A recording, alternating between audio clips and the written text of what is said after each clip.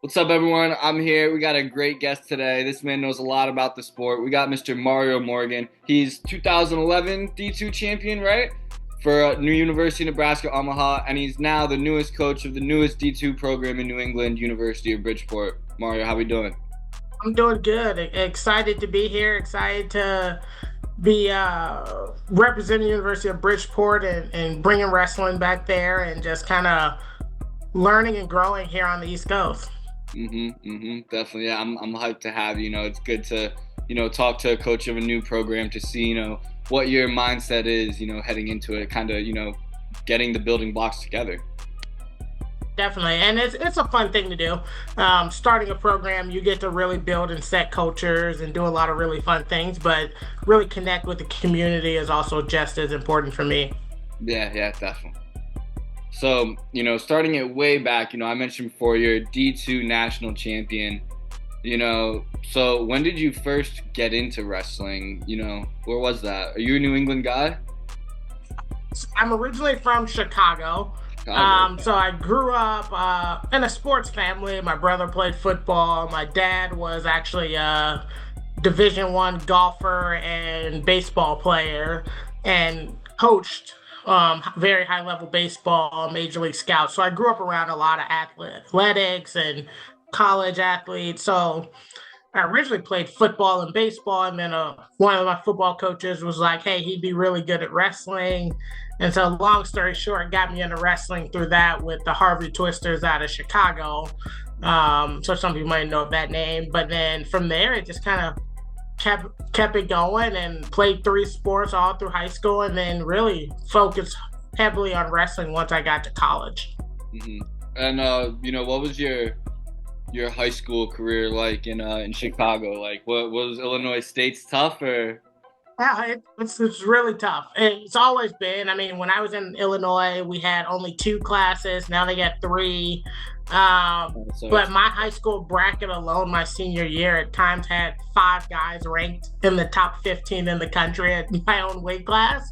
But I think it gives me a unique perspective.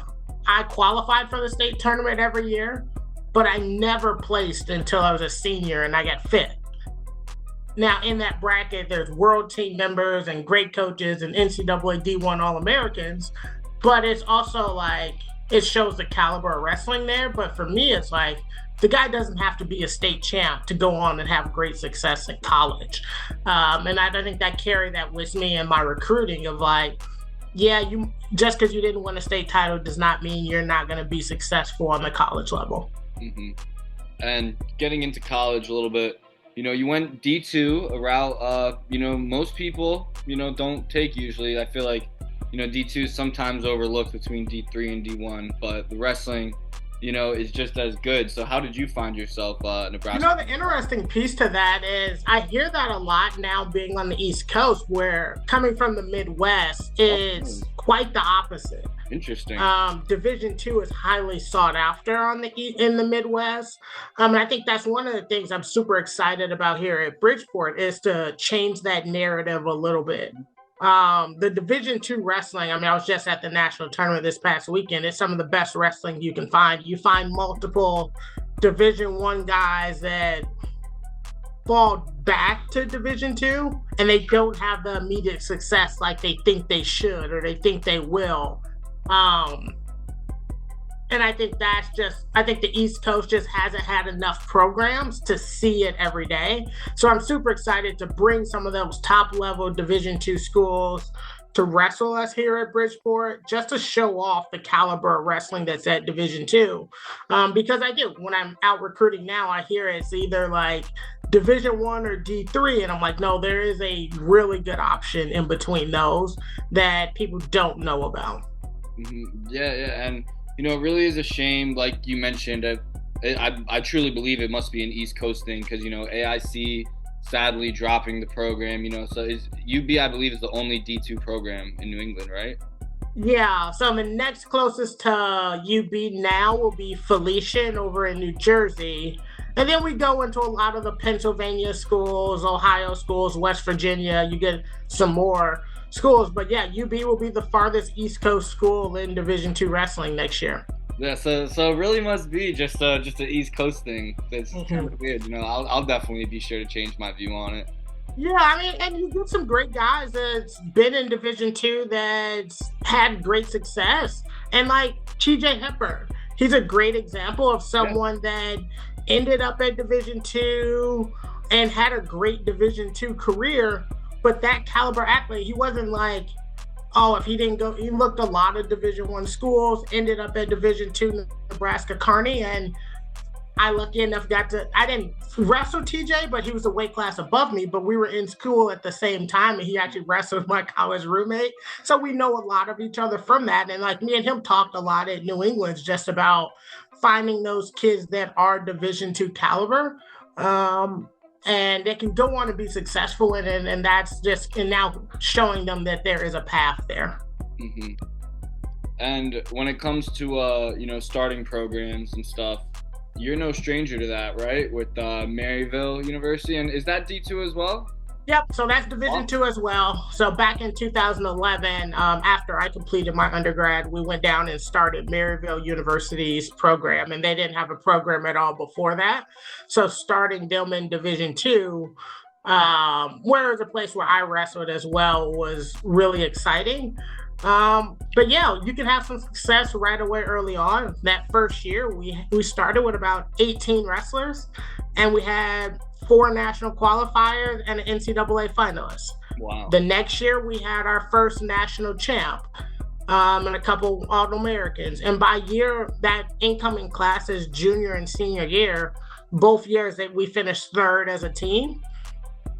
And so you can build a lot of success, national champs, All-Americans pretty fast. I'm lucky enough to have coached with and under one of the greatest Division II coaches, or greatest coaches in all of wrestling, if you really know wrestling. Coach Mike Denny for many years and wrestled for him, where, I mean, he coached 7 NCAA national championships, and I was lucky enough to be a part of 3 of those as an athlete. And so I got to see what it takes from the inside. Mm-hmm. And, so you did your time at Maryville, and, what drew you to the UB job? Yeah, I think for me, a lot of it wasn't being Division II. I think that's where I found my home and my place. And I think when you get involved with D2, you realize how close everyone is. And like, from your competitors to like now, I think back to my era in Division II, a lot of us are now in the coaching. A lot of guys I competed against are now head coaches in Division II. So you kind of really, it's this little family and community. But I think it's a great opportunity for athletes to wrestle at a very high level. I mean, we wrestled Division I, Division II, D3 opponents all year long, and get a great experience at the national tournament, and still be able to receive athletic scholarship, get great academics. I think it's kind of that best of both worlds all around. Mm-hmm. And, being a first-year program, what kind of culture would you want to establish with the team, that first year off the bat? Yeah, and I think this is where I really lean into, like, since I've gotten in the sport of wrestling, I've been surrounded by great coaches. My kids club team, one of the top kids clubs in the country, the Harvard Twitchers, and a great head coach there.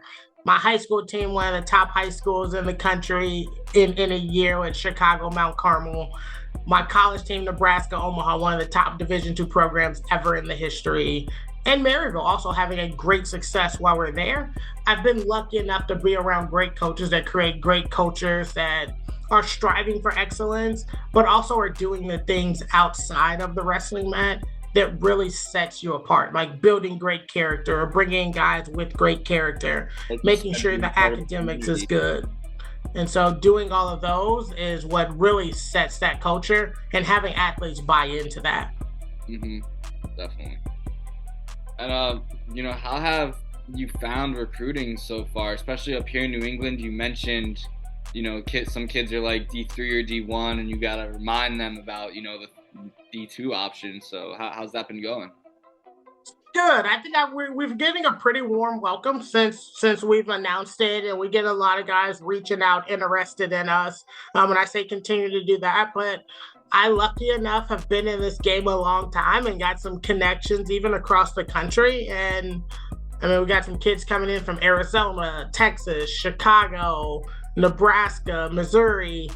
So we're bringing a little bit of that, but also definitely hitting it home here in the New Englands and looking for all the athletes. And we're talking to multiple kids here from New England, some New England champs and some place finishers and Connecticut place finishers, and really looking to build not just like kids from across the country, but also build a stronghold here locally too. Mm-hmm, mm-hmm. Yeah, I definitely would love to see that. Me personally, I'm like 30 minutes away from Bridgeport, so you know I'd love to, you know, have a great team just close by to me. That'd be awesome. Yeah, and it takes time, right? I mean, I hope it happens year one, right? Mm-hmm. And we're like competing for a national championship, but I think it does take time. It takes people like buying in and seeing what's there, and I think if we do the things the right way, it'll turn into something great. And yeah, you're absolutely first home dual meet. Come on out. You can sit on the bench with me. That'd be awesome. So you kind of touched on it a little bit when talking about the culture, you know, just like what you're looking for. But what would your like ideal recruit look like? And I'm not talking, you know, like Fargo champ, Super 32 champ, obviously, you know. Like as I said that earlier, it's not about the accolades for me. Like the guys that are coming in that are ready to compete. I mean, myself, I'm a competitor, right? And I think that's one of the exciting things about this. I want guys that want to come in and compete and work and grind. Like college wrestling is not an easy thing. Like a lot of people think you could just show up and be any division college wrestler, and it's not that easy. There's a lot of things that go into it that people don't think about. It's the academic piece, because no one's going to just pass you along. It's the grind of a schedule. It's a lot longer season than a lot of high school kids realize. Like our first competition's November 2nd, and we go through spring break. Like the national tournaments are happening right now. And so it's a really long season. You're battling injuries. You're battling outside factors from things happening at home. You might be away from home for the first time. You might be able to like hang out with friends and not have a curfew for the first time. So there's a lot of competing factors in. So I'm really looking for guys that are really ready to take on that challenge and commit to it. And I think with that comes great character kids. It's that are focused and dedicated, that are chasing really high goals and really high expectations and willing to work for it, because it's not going to be easy, but it's really rewarding when you get to the end of it. Definitely. And, you know, another big part of recruiting now in, you know, the NCAA is, of course, the transfer portal. And correct me if I'm wrong, but the rules across that are the same across all three divisions, right? Yeah, for the most part it is. There's some other small nuances in there, but for the most part it is. And it is. That's part of the game now. And I think there is a lot of good to it. I think there's a lot of challenges to it as well. I think it does give the student athlete a little power. And I think that's also pretty good. Like the student athlete can say, hey, this isn't the right fit for me. And I think fit's a big thing in that. When we think of the transfer portal, a lot of people think kids are just leaving just because they want to start or whatever. It might not be the right fit for a kid. Mm-hmm. And that's one of the things I look at when I'm recruiting. Like, hey, is this a right fit for me? There's been kids I've recruited out of New England, and I was like, hey, I realize UB isn't the right fit for you, but let me make a call for you and say, hey, I know somewhere that might be a better fit, because I want the athletes to be able to want to stay for their entire career. And I think that's important for me. And I think that's important for all of our coaches. None of us want kids bouncing in and out of our program. It's extremely hard to build a culture that way. But if you find the right fit, you're going to want to stay no matter what. Yeah. Kind of getting into, you know, practices specifically, you know, when you run practice, you know, how much of it is focused on, you know, technique or, you know, strength training or even just like mental preparation, you know? Yeah, it's a good balance between it all. And I think that's one of the nice things about college is we get a lot of access to our student athletes, unlike maybe high school where you only get them for 2 hours of the day. In college, we can do individual technique sessions throughout the day, depending on kids' schedule. We can have our team lifts at different times of the day. And we get a full-time strength and conditioning coach that's working with them along with our athletic training staff. So I think we get a lot of resources to help kids grow. But I think technique's always important, right? And the funny thing is, it's not like I'm going to be teaching a lot of new technique when you get to college. Actually, a lot of times it goes back to doing the basics. If you watch NCAA's this weekend, the most takedowns are going to come from a snap down, go behind, or a front headlock, go behind.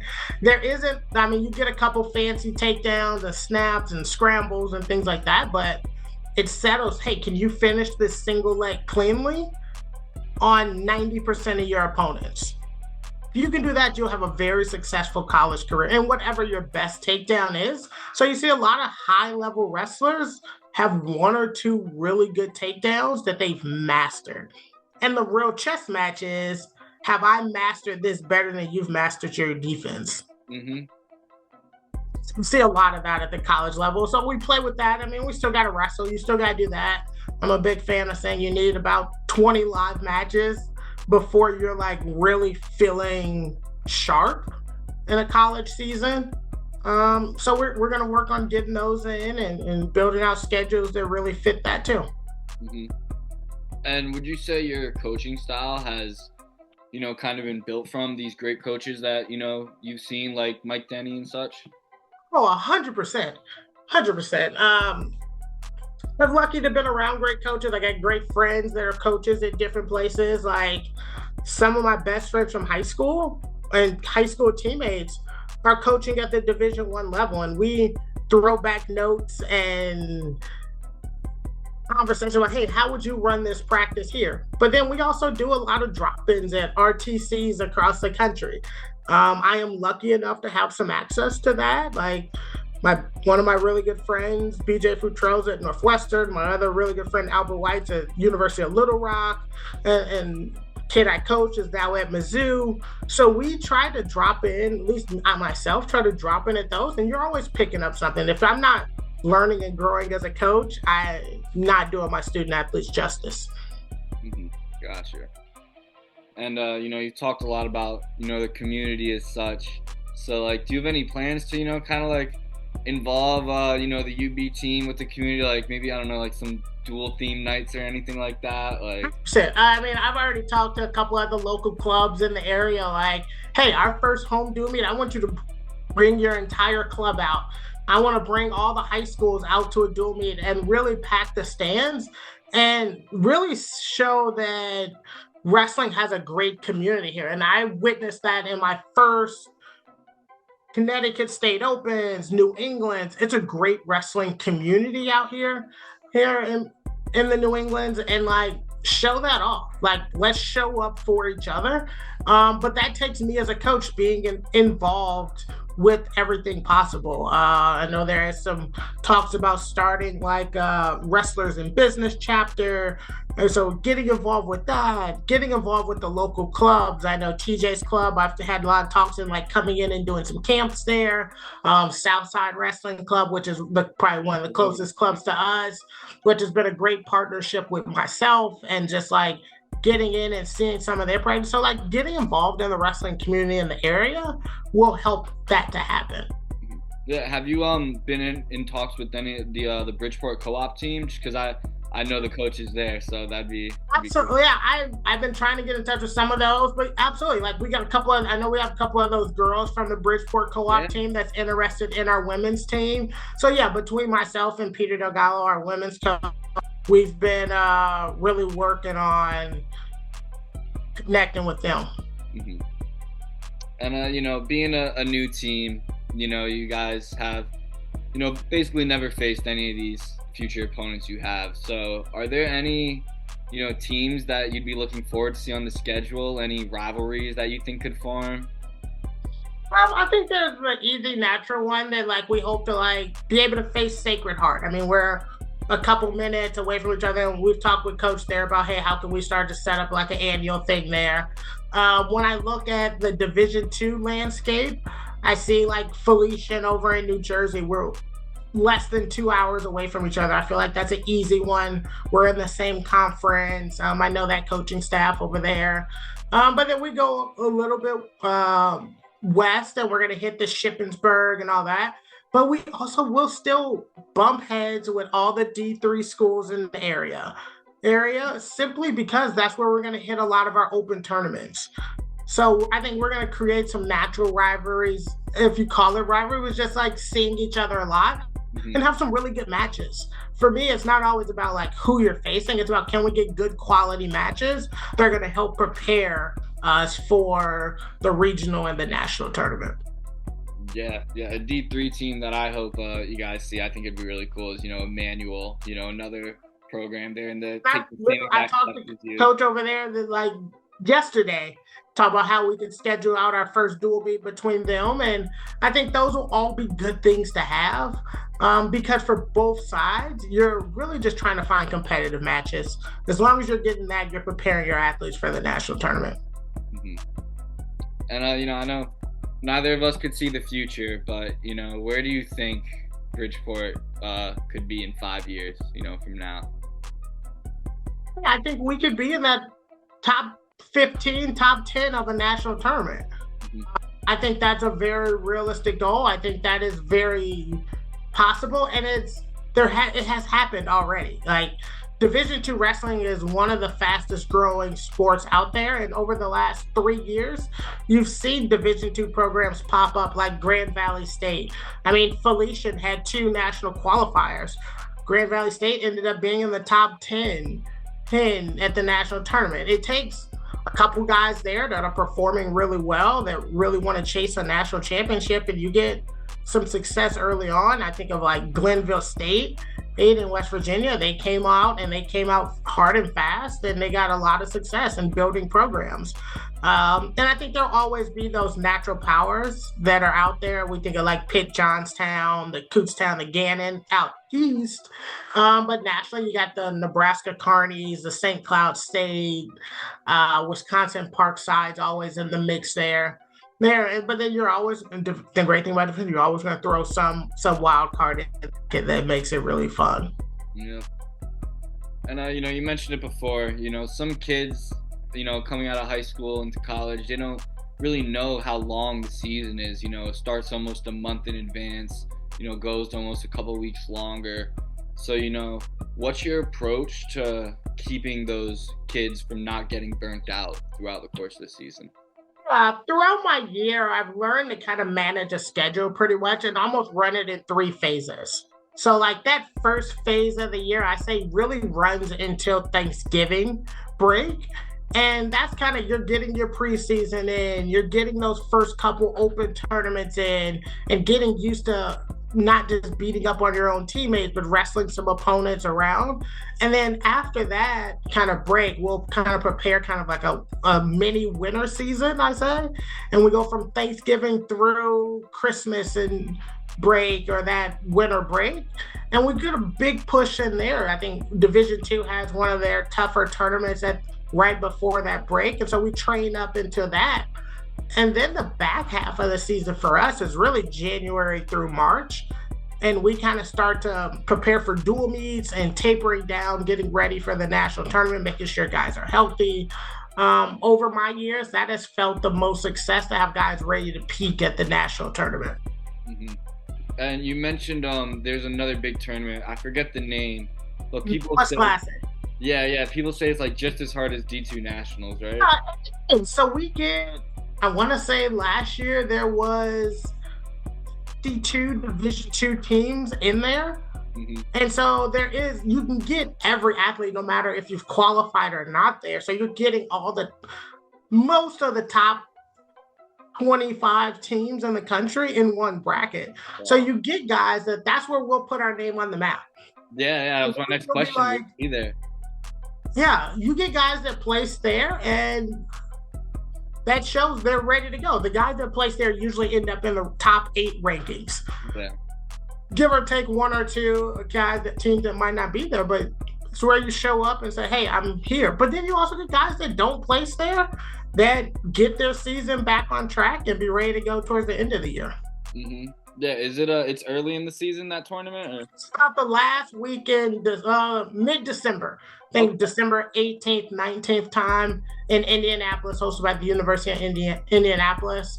They put on a great tournament, and I think it's viable for any Division II team to be there, just because you get to see the best of the best. Mm-hmm. Yeah, and you mentioned, sometimes it takes like 20 matches to get going in the season. So some kids, probably just, have a little bit of a fallout there, but then, like you said, they come nationals, they bounce back. Yeah, different guys, there are different strategies to it. Some teams train through it. Some teams really train up to really peak at that tournament. But I think it's all depending on how the coaching staff builds it out. Mm-hmm. And one of my last questions here, if you could send a message to, the high school wrestlers considering Bridgeport, what would it be? The first thought that comes to mind is let's go compete. I mean, I think it's a great time right now when you're starting a new program for kids coming out of high school, especially guys it's like, hey, I want to wrestle right away. You can get that opportunity. There isn't a fifth-year senior or fourth-year guy sitting there in front of you. Like, there'll be some transfers coming in and some freshmen coming in, but if you're the best guy right now and you can prove that in tournaments and practice and doing things the right way and taking care of things like a professional, you can be that guy right now. And I think that's invaluable. Like, also, I think the difference of guys that are starting in college get a lot of mat time, and then you can be not starting and not get as much, especially in that second half of the year. So if you want to be out there and wrestling and you're a competitor that loves to compete, it's a great time to join a brand new program like UB, and let's go chase some greatness. And I'm here to help guide you on the mat, off the mat, and really make sure you have a great experience similar to what I did. Mm-hmm. Here's what it sounds like to me, and it's really great. Like, when Little Rock was starting their program, their thing was like, be the first. Yours was like, let's compete. And I don't know, like, I like that one better, honestly, because it's like, hey, like, let's just get out there right away. Like, let's go. We're here. Oh, I mean, that's me. I mean, if anybody's known me, they're like, hey, he's ready to compete at everything from like playing spades on the bus to whatever it is. The competitor in me comes out, and I'm usually pretty chill and calm, but we get in competition settings, and it really that's what excites me about this sport, because I can't rely on anyone else. It's on me, right? And I think that's one of the exciting things about being a head coach now. Like, it's on me to do the things the right way, to bring in the right kids that are the right fit, that are gelling together, creating a great culture. And I think that's the same thing you get when you're a wrestler. Like, you show up and it's you training to go wrestle someone else and say that, hey, I am better at this than you. And that's just the exciting thing about this sport. Yeah, definitely. Well, Mario, is there anything else, you'd like to add on, touch on, talk about, whether it's you or the program?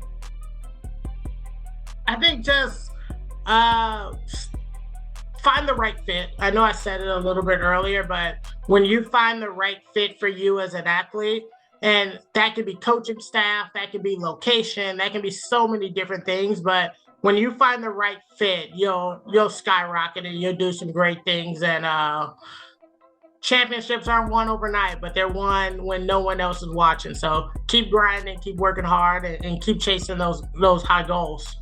Yes, sir. Well, Mario, it's been great talking to you, man. I can't wait to see what you and UB do. I'm going to be there with you guys every step of the way. So it's going to be great. Awesome, man. I appreciate it. And if anybody wants to reach out, feel free to shoot me an email. Find me on Instagram or Facebook. It ain't hard to find. So as Coach Prime would say, like, reach out, let's go. If this feels like this could be a good fit, something you'd be into, let's make it happen.